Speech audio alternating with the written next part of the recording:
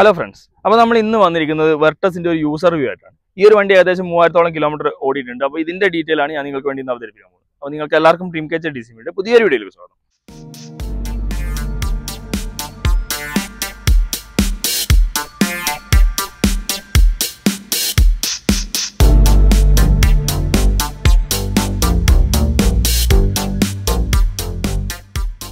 അപ്പോൾ ഇതാണ് വണ്ടിയുടെ ഓണർ അഖിൽ എന്നാണ് പേര്. നമുക്ക് ഇവരോട് ഈ ഒരു വണ്ടിയുടെ എക്സ്പീരിയൻസും കാര്യങ്ങളൊക്കെ ചോദിച്ചറിയാം.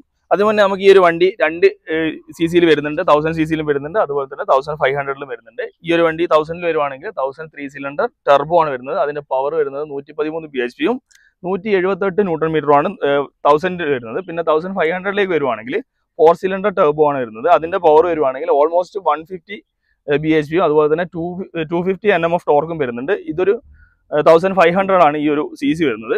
അപ്പോൾ ഈ ഒരു 1500 എടുക്കാനുള്ള ഒരു ഡ്രൈവബിലിറ്റി തന്നെയാണ് ഇതിന്റെ മെയിൻ റീസൺ. ഡ്രൈവിംഗ് കംഫർട്ടും പിന്നെ പവർ, അഡ്രിനാലിൻ പമ്പിംഗ് ഒരു ഫീലിംഗ് ആണ് ഈ GT വേർഷൻ വണ്ടികൾ ഓടിക്കുമ്പോൾ. അപ്പൊ അതാണ് തന്നെ. പിന്നെ ഓൾറെഡി ഞാൻ വോക്സ്വാഗൻ കസ്റ്റമർ ആണ്. വെൻഡോ ആണ് ഞാൻ മുന്നേ യൂസ് ചെയ്തത്. വെൻഡോ അപ്ഗ്രേഡ് ചെയ്താണ് വെർട്ടസിലേക്ക്. അപ്പൊ ഒരു സെഡാൻ വേണമെന്ന് എന്തായാലും ഉണ്ടായിരുന്നു. സെഡാൻ തന്നെയാണ് ഇഷ്ടം. സെഡാൻ തന്നെ ഇഷ്ടം. അപ്പൊ പിന്നെ ഇതിന് മുൻപത്തെ ഡിസൈനിങ് ഒക്കെ നമുക്ക് ഓൾമോസ്റ്റ് കാണുമ്പോൾ തന്നെ വോക്സ്വാഗന്റെ ഒരു ഐഡന്റിറ്റി നമുക്ക് ഇതിൽ കാണാൻ പറ്റും. ഇനി ഇതിന്റെ നമ്മൾ ക്ലോസ് ആയിട്ട് നോക്കുവാണെങ്കിൽ ഹെഡ് ലാമ്പ് LED ടൈപ്പ് ആണ് ഹെഡ് ലാമ്പ് വരുന്നത്. ഈ ഹെഡ് ലാമ്പിന്റെ യൂസ് എങ്ങനെയാണ് വരുന്നത്? അതായത് നൈറ്റില് അതുപോലെ തന്നെ മഴയുള്ള സമയം, ഫോഗുള്ള സമയത്തൊക്കെ ഈ നല്ല വിസിബിലിറ്റി ആയിരുന്നു. നല്ല പ്രോപ്പർ ആയിട്ടുള്ള വിസിബിലിറ്റിയും കാര്യങ്ങളൊക്കെ കിട്ടുന്നുണ്ട്. പിന്നെ fog lamp cornering function useful ആയിട്ട് തോന്നിയിട്ടുണ്ട്. നല്ല യൂസ്ഫുൾ ആണ്.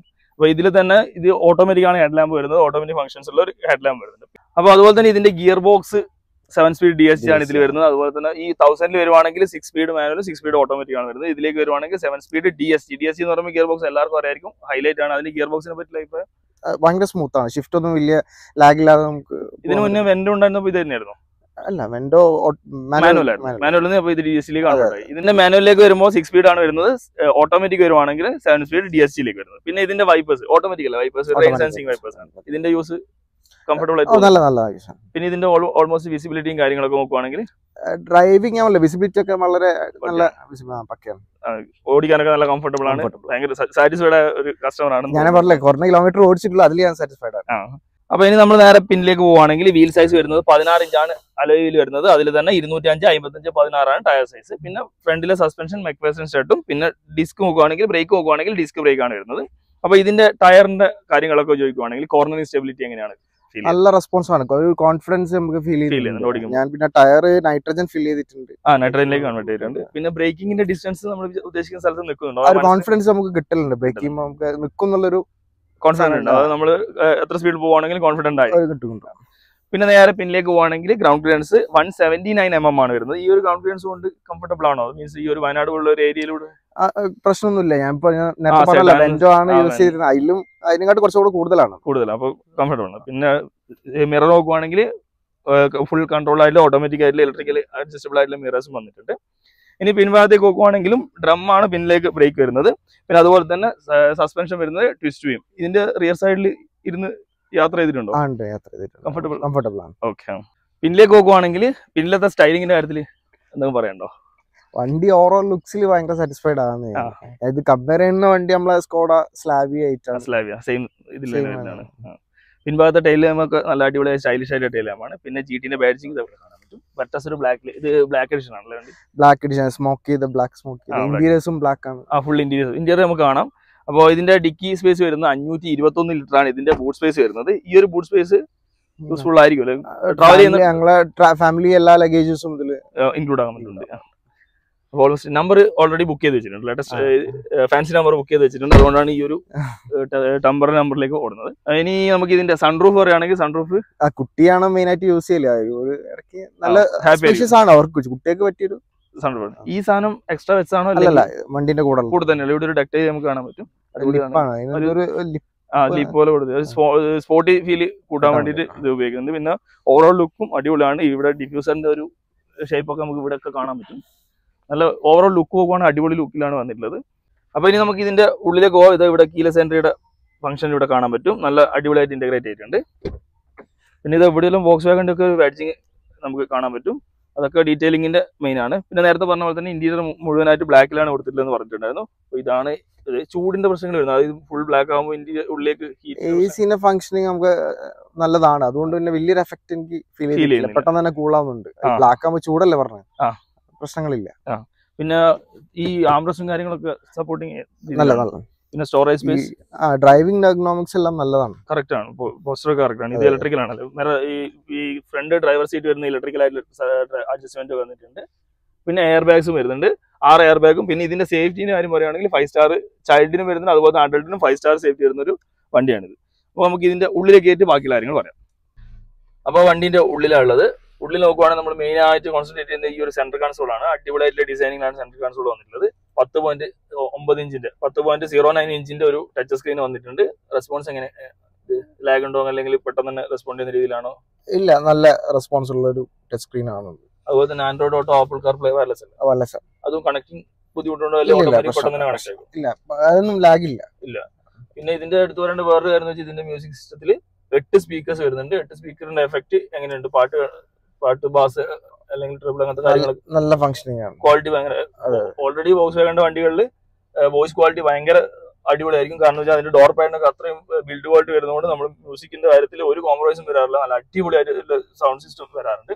ഇതിന്റെ മീറ്റർ ക്ലസ്റ്റർ ഈ രീതിയിലാണ് വന്നിട്ടുള്ളത്. ഇതിൽ തന്നെ മോഡ് മാറുമ്പോൾ ഇതിന്റെ ഓപ്ഷൻ മാറ്റാൻ പറ്റും. ഈ രീതിയിൽ ഇതിന്റെ ഡിസ്പ്ലേ മാറിക്കൊണ്ടിരിക്കും. ഏത് വേണമെങ്കിൽ ചൂസ് ചെയ്യാൻ പറ്റില്ല, ഏത് ഡാറ്റയാണ് നമുക്ക് വേണ്ടത് സെലക്ട് ചെയ്യാനുള്ള സെലക്ഷൻ ബട്ടൺ ഒക്കെ ഇതിൽ തന്നെയാണ്. ക്രൂസ് കൺട്രോളിന്റെ ഓപ്ഷൻ ഉണ്ട്. യൂസ് ചെയ്ത് നോക്കിയോ? ഞാൻ പട്ടാമ്പി ഒരു ലോങ് ഡ്രൈവ് പോയിരുന്നു, അപ്പൊ അതിൽ യൂസ് ചെയ്തിട്ടുണ്ട്. ഓക്കെ ആണോ അത്? അതെ അതെ, നല്ല. എത്ര മിനിമം 60 മേളിലേക്ക് അല്ലേ? അല്ല, ഇതിലും നമുക്ക് പോവാം, ലോ സ്പീഡിൽ 40-ലും പോവാം. നമുക്ക് ഡ്രൈവ് ചെയ്യുമ്പോൾ വേണമെങ്കിൽ നോക്കാം, ചെക്ക് ചെയ്ത് നോക്കാം.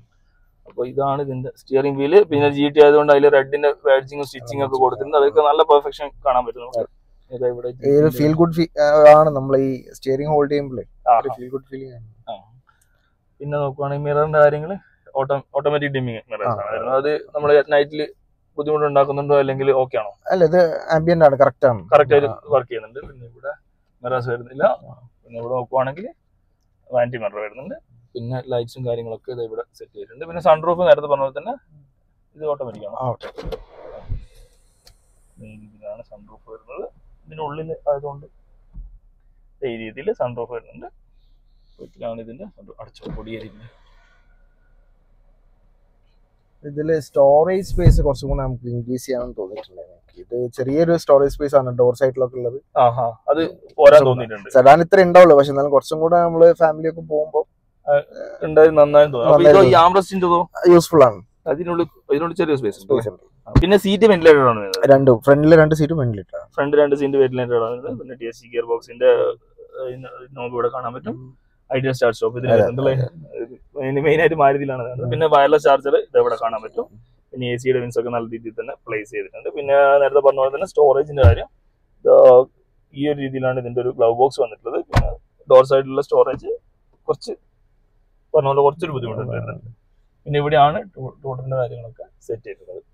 നേരെ പിൻഭാഗത്തേക്ക് പോവുകയാണെങ്കിൽ പിൻഭാഗത്തെ ഡോർ പാഡിലും ചെറിയ രീതിയിലുള്ള സ്റ്റോറേജ് നമുക്ക് കാണാൻ പറ്റും. പിന്നെ AC വിൻസ് ഈ രീതിയിൽ കൊടുത്തിട്ടുണ്ട്. പിന്നെ നല്ല സ്പീഷ്യസ് ആയിട്ടുള്ള സ്പേസ് നമുക്ക് കാണാൻ പറ്റും. ലെഗ് സ്പേസ് ഒക്കെ നല്ല അടിപൊളിയാണ്. പിന്നെ ഇരുത്തൊക്കെ നല്ല കംഫർട്ടബിൾ ആയിട്ടുള്ള ഇരുത്തം. നമുക്ക് ഈ സീറ്റിങ്ങിന്റെ പൊസിഷൻ കണ്ടു കഴിഞ്ഞാൽ തന്നെ അറിയാൻ പറ്റും, നല്ല കംഫർട്ടബിൾ ആയിട്ടുള്ള ഇരുത്താണ്.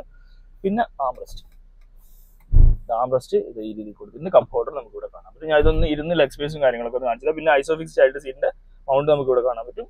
ഇതിന്റെ സേഫ്റ്റിന്റെ കാര്യത്തിൽ മുന്നിൽ തന്നെ നിൽക്കുന്ന വണ്ടിയാണ്. നല്ല രീതിയിലുള്ള ഒരുപാട് സേഫ്റ്റി ഫീച്ചേഴ്സ് ഇതിൽ ഇൻക്ലൂഡ് ചെയ്തു. പിന്നെ അവരൊക്കെ ഞാൻ ഡിസ്ക്രിപ്ഷനിൽ ഡീറ്റെയിൽ ആയിട്ട് കൊടുത്തേക്കാം. അതിൽ ABS, EBD, tyre pressure monitoring, electronic stability control, അങ്ങനെ വലിയൊരു നീണ്ട തന്നെയുണ്ട്.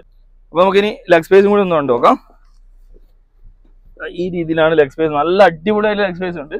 പിന്നെ നല്ല ഇരുത്തൊക്കെ നല്ല കംഫർട്ടബിൾ ആണ്. ലോങ് ഡ്രൈവിലൊക്കെ അടിപൊളിയായിരിക്കും. ഫ്രണ്ടിലേക്ക് കാണാനുള്ള ഡിസ്റ്റൻസും വലിയ ദൂരം ഫീൽ ചെയ്യുന്നില്ല. അതുകൊണ്ട് പിന്നെ ഡ്രൈവിങ്ങിലൊന്നും യാത്രയൊന്നും വലിയൊരു വോമിറ്റിംഗ് സെൻസേഷനോ കാര്യങ്ങളൊന്നും വരില്ലെന്ന് നമുക്ക് പ്രതീക്ഷിക്കാം. ഇതിന്റെ എവിടെയും ടൂട്ടർ നമുക്ക് കാണാൻ പറ്റും. സാധാരണ മുൻഭാഗത്താണ് എല്ലാ വണ്ടിയിലും ടൂട്ടർ വരാറ്. ഇവിടെയും വന്നിട്ടുണ്ട് ഇതിൽ. പിന്നെ ഇതെവിടെ സ്പീക്കറിന്റെ ഇതും കൊടുത്തിട്ടുണ്ട്. എല്ലാത്തിനും നല്ല ഡിസൈനിങ്ങിനും അതുപോലെ തന്നെ ഫിറ്റിങ്ങിലൊക്കെ നല്ലതൊന്നും ശ്രദ്ധിച്ചിട്ടുണ്ട്. അതിന്റെ ഒക്കെ ക്വാളിറ്റി ഒക്കെ നമുക്ക് നല്ല രീതിയിൽ തൊടുമ്പോൾ തന്നെ അറിയാൻ പറ്റുന്നുണ്ട്. പിന്നെ ഫുൾ വെൽ പാക്ഡ് ആണ്. എല്ലാ സ്ഥലങ്ങളും വെൽ പാക്ഡ് ആയിട്ടാണ് കൊടുത്തിട്ടുള്ളത്. ഇവിടെയൊക്കെ നോക്കുവാണെങ്കിൽ നല്ല പ്ലാസ്റ്റിക് തന്നെ ഫുൾ കവർ ചെയ്യുന്ന രീതിയിൽ കൊടുത്തിട്ടുണ്ട്. സാധാരണ നമ്മൾ ഇവിടെയൊക്കെ ഒരു ഫ്ലോർ മാറ്റിന്റെ ഒരു പോർഷൻ ഒക്കെ വരുന്ന കാണാറുണ്ട് അധിക വണ്ടികളിലും. പക്ഷെ ഇത് മൊത്തം വെൽ പാക്ഡ് ആയിട്ടാണ് ഓവറോൾ കംപ്ലീറ്റ് കൊടുത്തിട്ടുള്ളത്. അപ്പോൾ നമ്മൾ ഓവറോൾ എല്ലാ കാര്യങ്ങളും കണ്ടു, ഇതിന്റെ ഡീറ്റെയിൽ ഒക്കെ കണ്ടു. ഇനി നമുക്ക് ഇതിന്റെ എക്സ്പീരിയൻസും കൂടി ചോദിച്ചു നോക്കാം. ഈ ഒരു വണ്ടി എടുത്തതിന് ശേഷമുള്ള അഭിപ്രായം എന്താണ് ഇപ്പോൾ ഉള്ളത്? അതായത് ഈ ഒരു 3000 കിലോമീറ്റർ ഓടിയതിനു ശേഷമുള്ള അഭിപ്രായം. വണ്ടി February 1 ഞങ്ങൾ ഡെലിവറി എടുക്കുന്നത്. അതിനുശേഷം 3000 കിലോമീറ്റർ ഓടി. 3000 കിലോമീറ്റർ ഓടിയിൽ ഞാൻ വളരെ സാറ്റിസ്ഫൈഡ് ആണ്. വണ്ടി എടുക്കാൻ തന്നെ കാരണം വണ്ടിന്റെ ഡ്രൈവിംഗ് ഒരു ഡൈനാമിക്സും കാര്യങ്ങളൊക്കെ തന്നെയാണ്. കൂടുതലായിട്ട് ഡ്രൈവ് ചെയ്യുന്ന ആളാണ്, അതുകൊണ്ട് എനിക്ക് ഭയങ്കര സാറ്റിസ്ഫൈഡ് ആണ് ഞാൻ വണ്ടിയിട്ട്. പിന്നെ ഇതില് നമ്മളൊരു വണ്ടിയിൽ കൂടുതൽ ഇഷ്ടപ്പെടുന്ന ഫീച്ചേഴ്സ് ഉണ്ടാവും. ഈ ഒരു വണ്ടിനെ സംബന്ധിച്ചിടത്തോളം നിങ്ങൾക്ക് കൂടുതൽ ഇഷ്ടപ്പെട്ട ഫീച്ചേഴ്സ് എന്താണ്? വണ്ടിയുടെ അഗ്രസീവ്നെസ് ആണ് എനിക്ക് ഏറ്റവും കൂടുതൽ ഇഷ്ടപ്പെട്ടിട്ടുള്ളത്. അഗ്രസീവിന്റെ ലുക്കിന് കണക്കായിട്ടുള്ള പവറും രണ്ടും സെയിം മാച്ച് ചെയ്യുന്ന ലുക്കിനെ മാച്ച് ചെയ്ത രീതിയിൽ പവറും ജനറേറ്റ് ചെയ്യുന്നുണ്ട്. പിന്നെ അതുപോലെ തന്നെ ഇതിൽ എന്തെങ്കിലും ആയിട്ടുള്ള ഒരു ഫീഡ്ബാക്ക്, അതായത് മീൻസ് ഇത് കുറച്ചുകൂടി ബെറ്റർ ആക്കാമെന്നുള്ള തോന്നൽ വന്നിട്ടുള്ള എന്തെങ്കിലും ഫീച്ചേഴ്സ് ഉണ്ടോ? ഇപ്പൊ യൂസ് ചെയ്ത് ഞാൻ പറഞ്ഞില്ല 3000 അത്ര യൂസ് ചെയ്തിട്ടുള്ളൂ. യൂസ് ചെയ്തില്ല എനിക്ക് ആ ഡിക് സ്പേസില് നമ്മളെ ബൂട്ടിന്റെ ഡോറ് പെട്ടെന്ന് ക്ലോസ് ആവുന്ന പോലെ തോന്നി. ഓപ്പൺ ആയി അതേപോലെ തന്നെ മടങ്ങി ക്ലോസ് ചെയ്ത് വരുന്നു. അപ്പം ശ്രദ്ധിക്കാതെ ആൾക്കാർക്ക് ഫാമിലി ഒക്കെ യൂസ് ചെയ്യുമ്പോൾ യൂസ് ചെയ്യുമ്പോൾ ഓരോ തലയ്ക്കൊക്കെ 2-3 പ്രാവശ്യം തട്ടിയ ഇഷ്യൂ ഒക്കെ ഉണ്ടായിരുന്നു. പിന്നെ ഡീറ്റെയിൽ ആയിട്ട് ഓരോ കാര്യങ്ങൾ നോക്കുമ്പോൾ ഒരു മാനുഫാക്ചറിങ്ങിന്റെ ഒരു ഡ്രോബാക്ക് ആണെന്ന് എനിക്ക് തോന്നുന്നത്. ആ ഒരു സ്പേസ് ഇവിടെ ചെറിയൊരു ഗ്യാപ്പ് ഉണ്ട് നമ്മളെ AC വെന്റിന്റെയും ഈ കൺട്രോൾസിന്റെ ഇടയിൽ ചെറിയൊരു ഗ്യാപ്പ്. ഇത്രയും പാക്ഡ് ആയിട്ട് നിങ്ങൾ നേരത്തെ പറഞ്ഞ പോലെ നല്ല പാക്ഡാണ് വണ്ടി. ഇതിൽ അങ്ങനെ ഒരു സാധനം വരാൻ പാടില്ല. ഫീച്ചർ ഒരു സംഭവം ഞാൻ അതിൽ കണ്ടു. ഈ ഒരു എക്സ്പീരിയൻസ് അത് രണ്ടുമാണ് ഡ്രോബാക്ക് ആയിട്ട് തോന്നിയിട്ടുള്ളത്. നമുക്ക് ഈ വണ്ടിന്റെ ആക്സിലറേഷൻ ഒന്ന് കാണാം. ജസ്റ്റ് ഞാൻ സൈഡാക്കി എടുത്തിട്ടുണ്ട്. വണ്ടികളൊന്ന് ഒഴിവായതിനു ശേഷം നമുക്ക് ഒന്ന് ചെയ്ത് നോക്കാം. മൂവ് ആക്കുന്നുണ്ട്.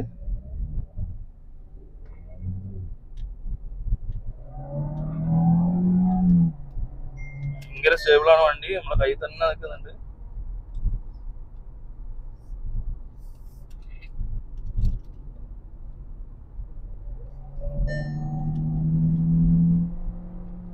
ഈ ഒരു ടേണിങ്ങിൽ പോലും 100-ന് മേലെ എത്തുന്നുണ്ട്. നമുക്ക് ബ്രേക്കിങ്ങിന്റെ ഒന്ന് നോക്കുക. ബാക്കിൽ വണ്ടികളൊന്നുമില്ല. ഓ ബ്രേക്കിംഗ് സീൻ, ബ്രേക്കിങ്ങിന് കാര്യം പക്ക. നമ്മൾ 100-ൽ വന്നിട്ട് പോലും ചവിട്ടിട്ട് ഏകദേശം ഒരു 1/2 മീറ്ററിന്റെ ഉള്ളിൽ വണ്ടി നിന്നിട്ടുണ്ട്. അത്രക്കും സെറ്റാണ് ബ്രേക്കിങ്ങിന് കാര്യം. ഫ്രണ്ടിൽ ഡിസ്കും ബാക്കിൽ ഡ്രമ്മാണ് കൊടുത്തിട്ടുള്ളത്. അടിപൊളിയാണ്. നല്ല കോൺഫിഡൻസ്. ഈ ഒരു ബ്രേക്കിങ്ങിന്റെയും ഇത് വരുമ്പോൾ തന്നെ നമ്മളെ കോൺഫിഡൻസ് ഡബിൾ ആകുന്നുണ്ട്. പിന്നെ വണ്ടീന്റെ സ്റ്റെബിലിറ്റി പറയാണ്ടിരിക്കാൻ വയ്യ. നമ്മളെ S പോലത്തെ വളവിൽ ബ്രേക്ക് പോലും തൊടാണ്ടാണ് വന്നത്. നല്ല സ്റ്റേബിൾ ആണ് വണ്ടി. സാധാരണ സെഡാന്റെ ഇതില് സ്റ്റെബിലിറ്റി കൂടുതൽ ഉണ്ടാവും, പക്ഷെ എനിക്ക് തോന്നുന്നത് കുറച്ചും കൂടി ബെറ്റർ ആണെന്ന് തോന്നുന്നുണ്ട് ഇതിന്റെ കാര്യത്തില്. നമുക്കൊന്ന് നോക്കാം.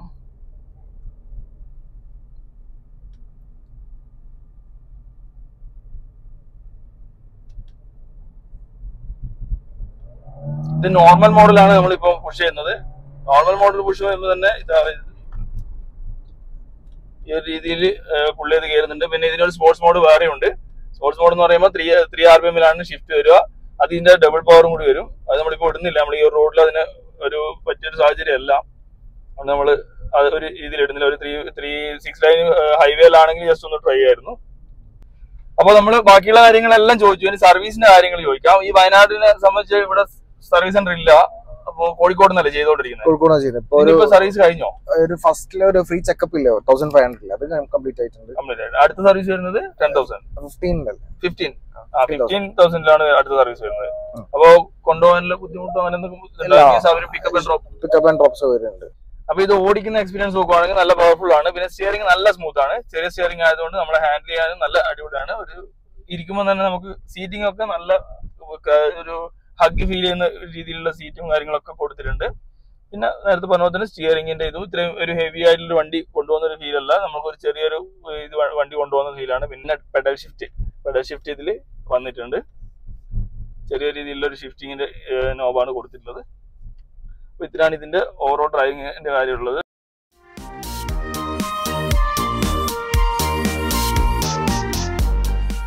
അപ്പൊ ഇത്രയൊക്കെയാണ് ഈ ഒരു വെർട്ട സീറ്റിന്റെ കസ്റ്റമർ റിവ്യൂ ഉള്ളത്. ഇത് യൂസർ എക്സ്പീരിയൻസ് ആണ് ഈ ഒരു ഞാൻ നിങ്ങൾക്ക് വേണ്ടി ഷെയർ ചെയ്തത്. നിങ്ങൾക്ക് ഇത് യൂസ്ഫുൾ ആയിട്ടാണ് പ്രതീക്ഷിക്കുന്നത്. അപ്പോൾ നിങ്ങൾക്ക് എല്ലാവർക്കും ഈ ഒരു ചെറിയൊരു വീഡിയോ ഇഷ്ടപ്പെടണമെന്ന് പ്രതീക്ഷിക്കുന്നു. ഇഷ്ടപ്പെട്ടെങ്കിൽ തീർച്ചയായും ലൈക്ക് ചെയ്യണം, ഷെയർ ചെയ്യണം. പിന്നെ ആദ്യമായിട്ടാണ് ഈ ചാനൽ കാണുന്നത് സബ്സ്ക്രൈബ് ചെയ്യാൻ മറക്കരുത്. സബ്സ്ക്രൈബ് മാത്രം വരാം, തൊട്ടടുത്തുള്ള ബെൽ ഐക്കൺ കാണിച്ചു കൊടുത്തേക്കണം. അപ്പോൾ പുതിയൊരു വീഡിയോയിൽ പുതിയൊരു കണ്ടന്റുമായി കാണാം. അതുവരെ ബൈ.